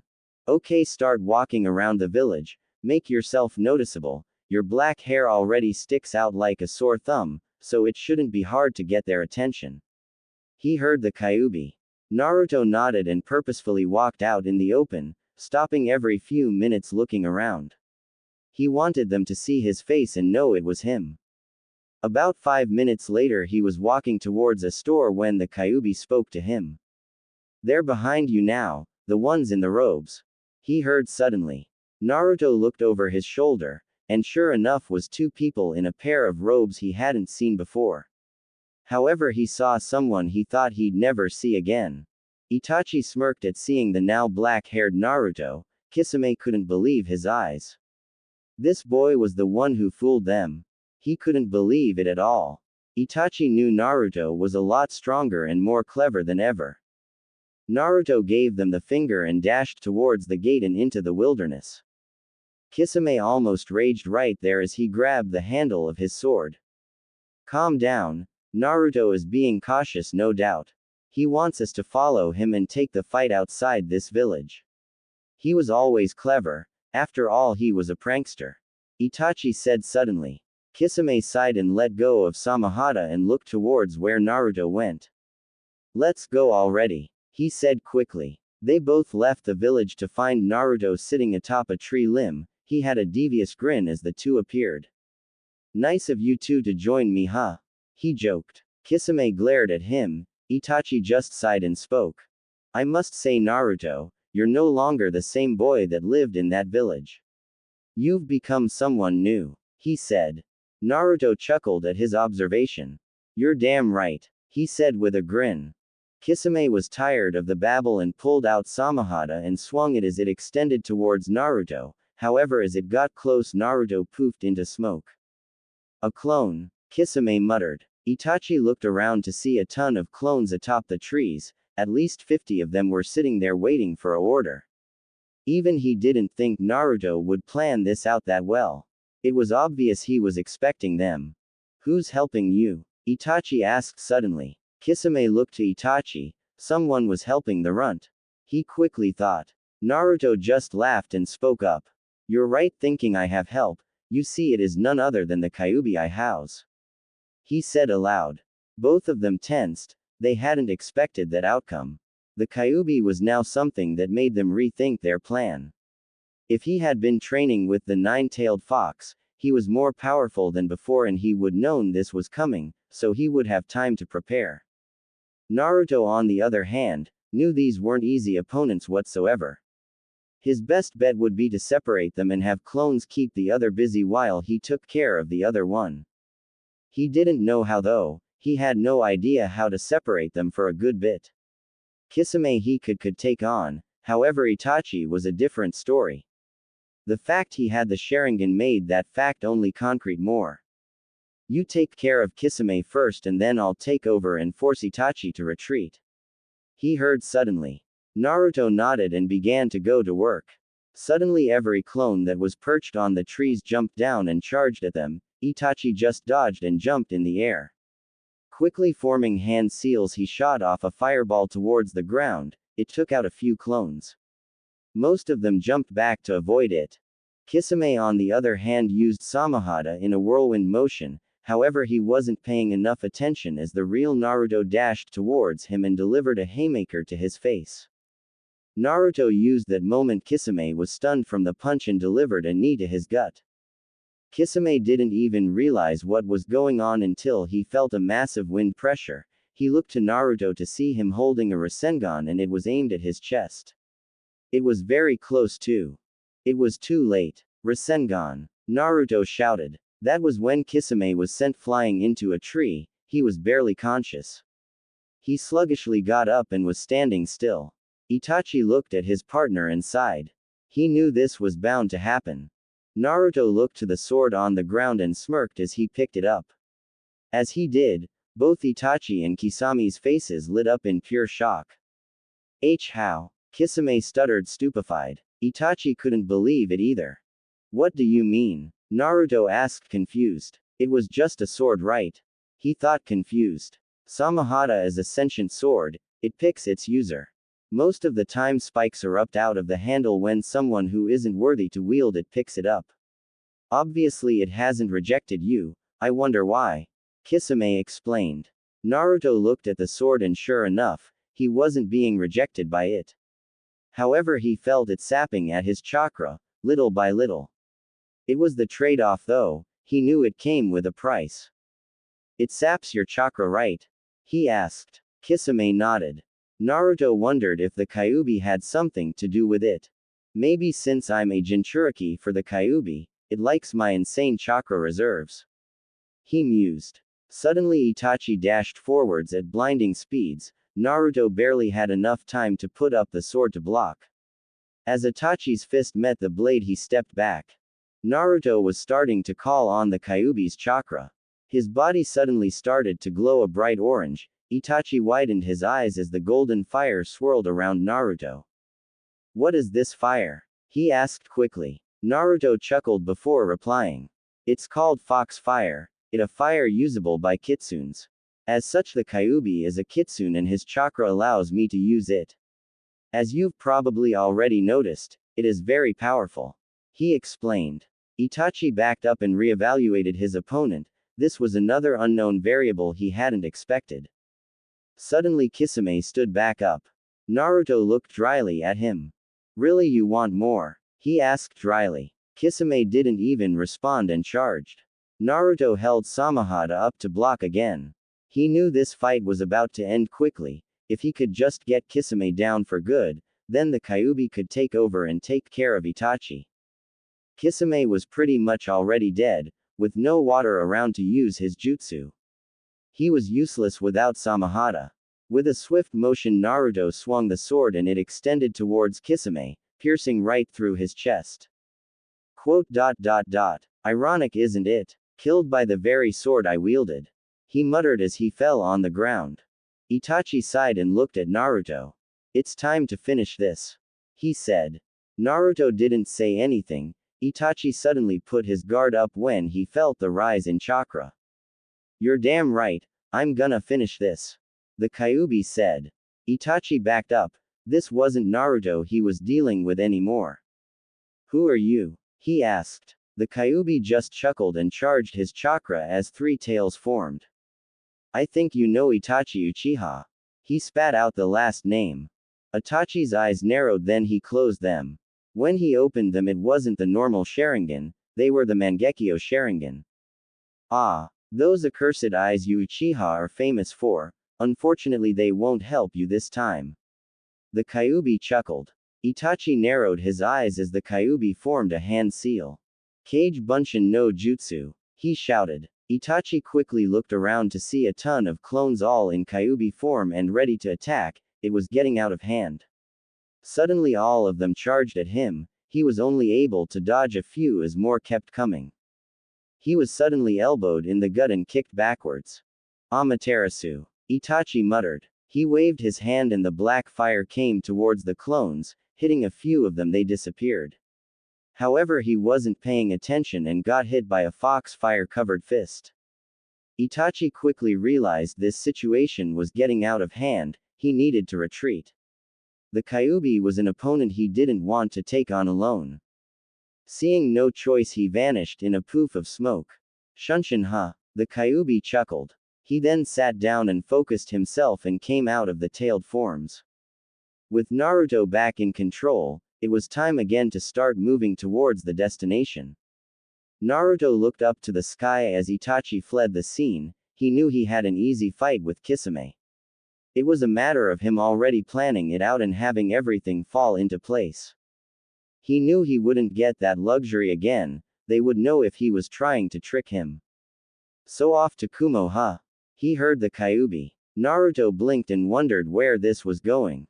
What's your plan? The Kyuubi asked suddenly. Naruto sighed and realized the Kyuubi was right. He couldn't just walk into Kumo and speak to the Raikage without some sort of plan. That would be utterly foolish for him to do.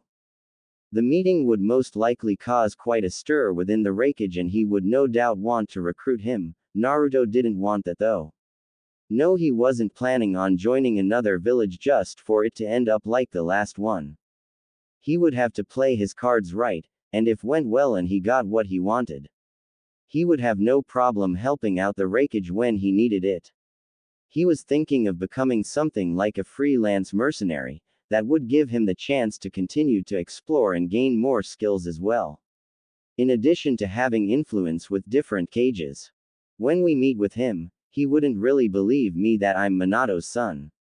So we need to convince him somehow, or you do. He started. The Kyuubi snorted and spoke up. No doubt, you don't really look like the fourth with that hair color. I assume you want me to take over and talk to him when you mention your father. The Kyuubi replied. Naruto nodded and began to think again. We also can't let him blindside us, he will have an ulterior motive no doubt. Everyone has something they want out of it, we need to keep the details in our favor, so we aren't being purposefully used. He continued. The Kyuubi laughed loudly after hearing Naruto. Damn kid, I'd never thought I'd see the day when you actually used your brain. He joked. Naruto just shook his head while chuckling. It was time to get serious after all. He needed to be cautious. What exactly are you hoping to get out of this meeting? The Kyuubi asked suddenly. Naruto blinked. He hadn't really thought of that one. He sighed and sat down. Time to start going over what was essential and what could wait. Firstly, we need Kumo to be a refuge of some sorts, preferably under the radar so no one gets wind of where I might be hiding out, if the need arises. Secondly, some training in Kenjutsu would be nice. Overall training would help too. He started. The Kyuubi was silent for a bit. Personally, in my opinion, you should have left that sword there. However, with right training it will become a very useful weapon. He said. Naruto just shook his head and stood up. He was going to stop by Yuga again to get supplies, then head straight for Kumo. He needed to be careful though. He was sure that Tsunade would be sending teams out to bring him back, and if they were to find him it wouldn't be an easy fight. Hell no, it wouldn't. It was time for him to start building up on his skills a bit more. He might have to stop by a library again in Kumo, that is if he made it there first without interruptions. With those thoughts in his mind he headed off once again. Scene break. Konoha. Tsunade was having quite a day. She had just heard Kakashi's report about the encounter with Naruto in Suna. He was officially a missing nin now, and nothing could change it. It was only going to get worse, she knew it too. The council already heard about his heritage and demanded that he be brought back. They were naive and foolish though. She knew he would never come back willingly. However, that didn't stop them. They wanted him to be found. More like demanded him. Even she, the Hokage, knew butting heads with the council was stupid. So she had requested 2 teams to meet her today at her office to brief them on their new mission. Those 2 teams were Team 8 and 10. Suddenly the door opened, revealing none other than those 2 teams. Asuma and Kurenai both stepped in first with their respective teams following behind them. Lady Tsunade, you requested us? Asuma asked curiously. Tsunade nodded and looked at everyone. I'm sure you know of Naruto Uzumaki's status as of late. She asked rhetorically. All of them nodded numbly. It was a very delicate subject nonetheless. A secret that was kept from most had been revealed and the effects were still rippling throughout the village. Tsunade took a deep breath and prepared herself for what she was about to say next. Once she did, there was no going back whatsoever. Kakashi just filled me in about an encounter with Naruto at Suna. It seems he's bent on not returning. He made it very clear to both Sakura and Kakashi as they tried to subdue him, but ultimately failed. He escaped once again and is on the move again. She started. Everyone's eyes widened. Kakashi failed? Ino asked, shocked. Asuma and Kurenai obvious felt the same way. Kakashi was a person not to take lightly. Tsunade nodded numbly and continued where she left off. It seems he has gotten some training from the Kyuubi and has developed a type of fire he can use. Kakashi said he used it to blind them and escaped from there. She explained. Kurenai had a thoughtful expression on her face. Kaden Jutsu? She asked suddenly. Everyone turned to her as she asked it. They turned to Tsunade to see her shaking her head. Kakashi said he didn't use any hand seals or call out any names. All he did was call on the Kyuubi's chakra and the fire started to form shortly afterwards. She said. Everyone was perplexed by that statement. If that was true, it meant he was obviously growing stronger and had very useful stuff at his disposal. Also, that fire was very powerful. If it didn't use his own chakra and wasn't a Kaden Jutsu, it was obviously something they needed to watch out for. Your mission is to do the same thing Kakashi failed to do. Subdue him, not kill him. We need him back here. Now that everyone knows he's the son of the 4th Hokage, the council is foaming at the mouth to get him back. She explained. Everyone nodded. They wondered how this would all plan out. I'll leave the details on how you want to deal with it to yourselves, just get it done. She said with finality.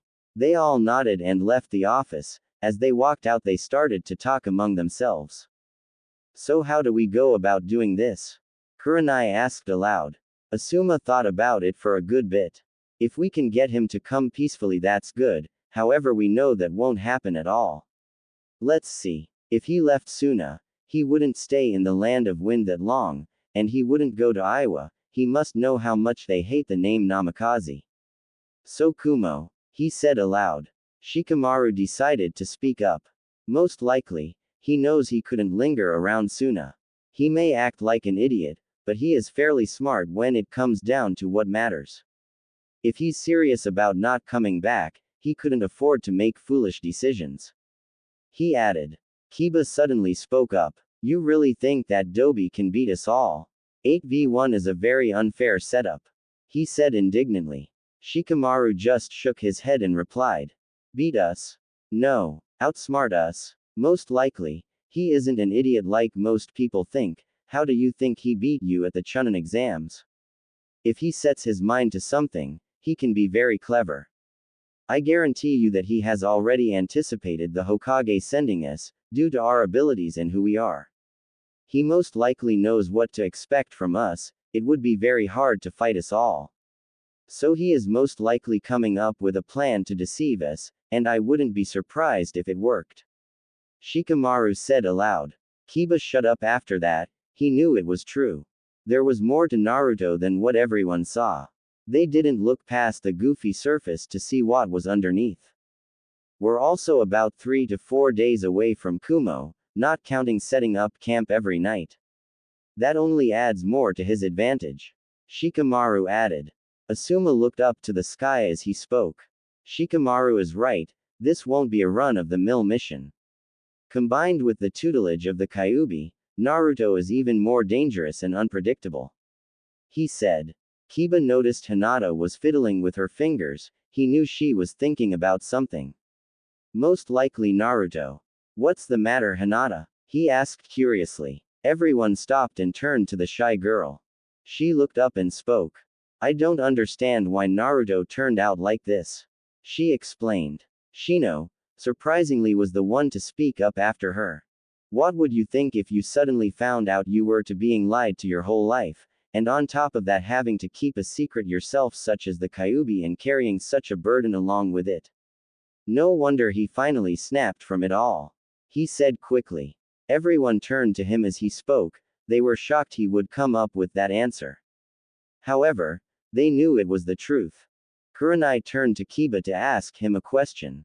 Kiba, you should be able to track Naruto by his scent. She asked. Everyone turned to him, waiting for his answer. He thought about it for a good bit. It was possible. It's possible, his scent may have changed, depending on what he does to keep himself from not being recognized. We know from Kakashi's report he changed his appearance quite a bit, so we know it's going to be hard to find him. To track him I would need something to start off with, so I know what scent to look for. He answered. Shikamaru looked in thought for a moment. Like a piece of cloth or something. He said. Kiba nodded and spoke up. A piece of his clothes would be perfect. He replied. Before anyone knew they were breaking into his old apartment to get just that. As they did, Kiba finally got what he needed and they were heading out to the gates of the village. So how should we go about doing this? Asuma asked suddenly. Shikamaru spoke up quickly after that. I think we should stay together, with all of us. It's harder for him to get away. With Kiba's tracking we know that we can find him. All of us have our own specialties and techniques, and if we use them together, we have a better chance. He said aloud. Everyone nodded and they began on their way towards the land of lightning.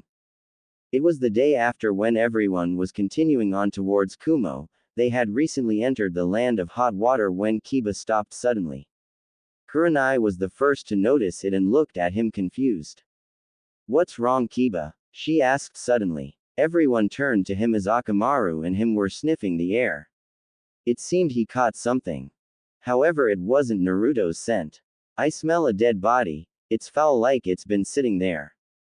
He said suddenly. Everyone widened their eyes as Akamaru started to bark and run into the woods. Kiba took off and everyone followed him.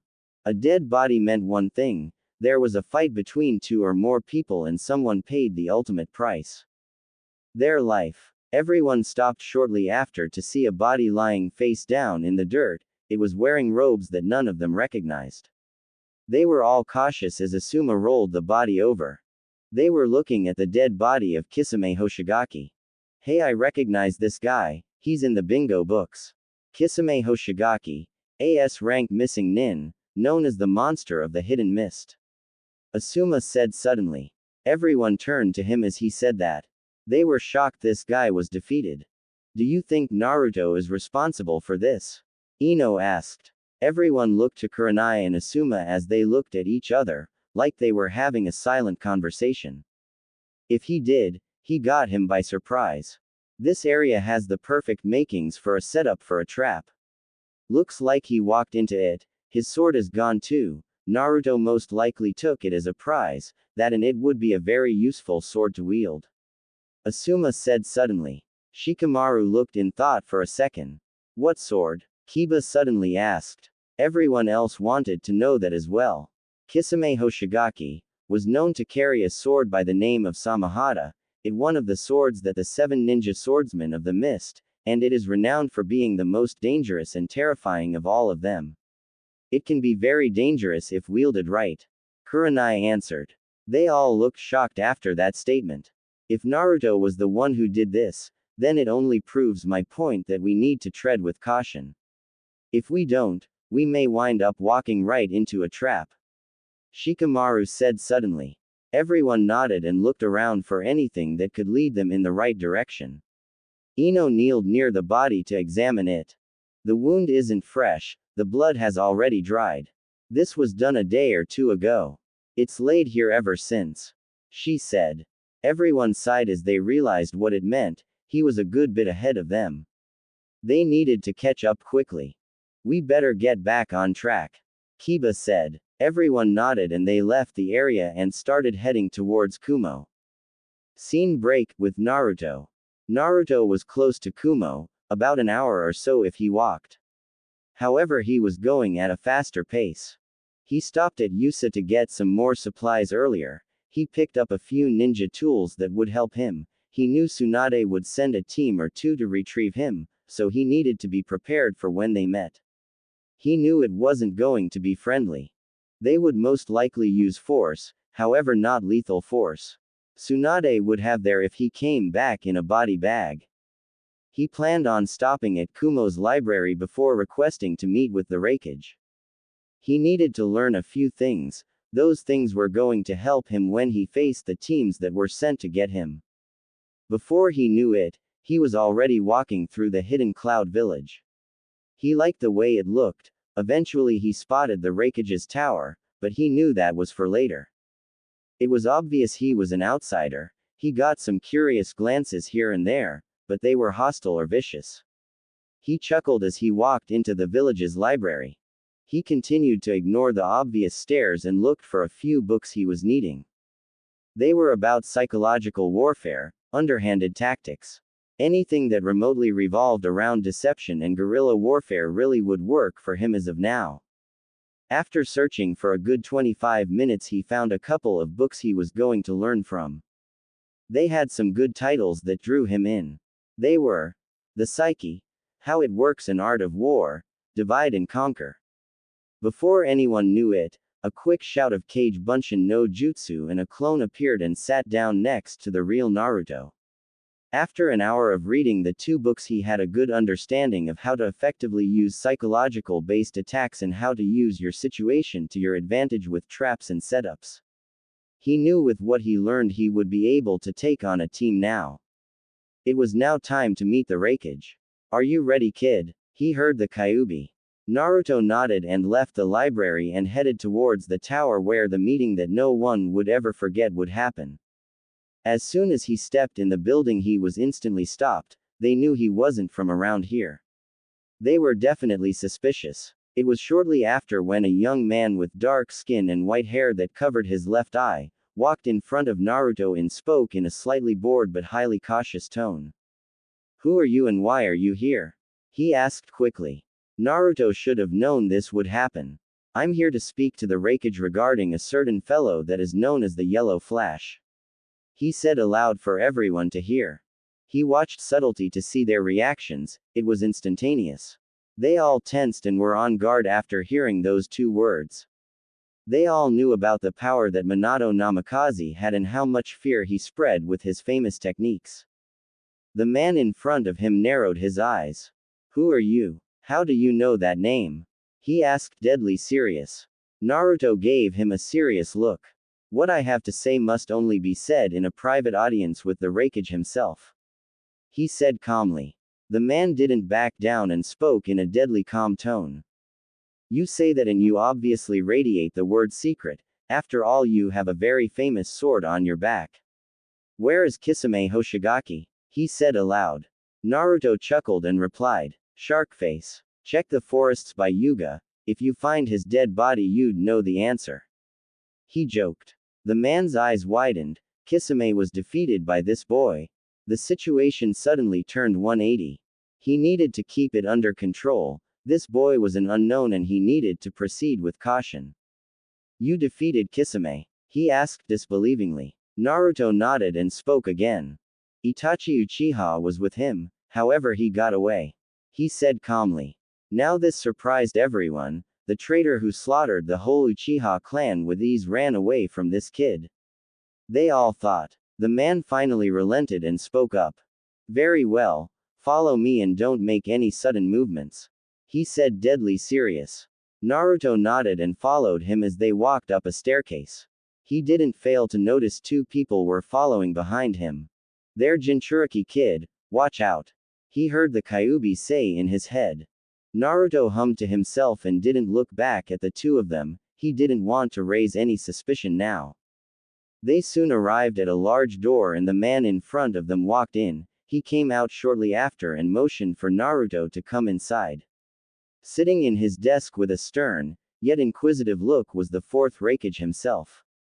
Once everyone was inside, Naruto looked around the room, also taking subtle glances at the positions of everyone. It was planned out. The girl was stationed by the door, while the two men were behind the Raikage. This meeting was going to be tense. Now my right-hand man Darui here says you have some words to speak to me about a very important person that everyone knows the name of. Minato Namikaze. The Raikage said quickly. Naruto nodded and chuckled. Also that you defeated AS rank missing nin, Kisame Hoshigaki. The proof is that very sword you have on your back. He said again. Naruto nodded again and when the Raikage didn't speak again, he knew it was time for him to speak up. Now before I start, I'd like you to not judge me or jump to conclusions until you hear my full story. He said. Everyone raised an eyebrow, but nonetheless they complied. Firstly, I'm a missing nin from Konoha. He said. Everyone tensed and almost drew their weapons, however the Raikage's hand went up to stop them, his eyes were hardened though. Watching for any deceit. I'm sure you all have heard the story of the attack on Konoha by the Kyuubi. Naruto asked. They all nodded. The Raikage was wondering where this was going. Yes we do, however that doesn't explain your missing min status. He said. Naruto sighed and spoke up. You see, the story that is told today is an abridged version to hide the truth. Naruto explained calmly. Everyone wondered what was about to be said. What's the full story then? The girl behind him asked. Naruto sighed. He knew once he said it there was no going back. His secret would be out. The reason I'm here today is for a number of reasons actually. It revolves around a lot actually. Back to the actual story, you see it is told that the fourth Hokage, Minato himself sacrificed himself to kill the Kyuubi. That is not the truth though. Granted it is somewhat, but not the full truth. He said. Everyone's eyes widened. Raikage was starting to have a sneaky suspicion where this was going. What's the truth then? He asked. Naruto sighed and looked directly at him. Minato Namikaze didn't kill the Kyuubi, he sealed it in his newborn son. That is me, Naruto Uzumaki. He said calmly. The whole room tensed, then everyone laughed loudly. It was obvious they didn't believe him. The Raikage was furious though. You dare spit those lies. You insult the memory of the very person who sacrificed himself to save your village.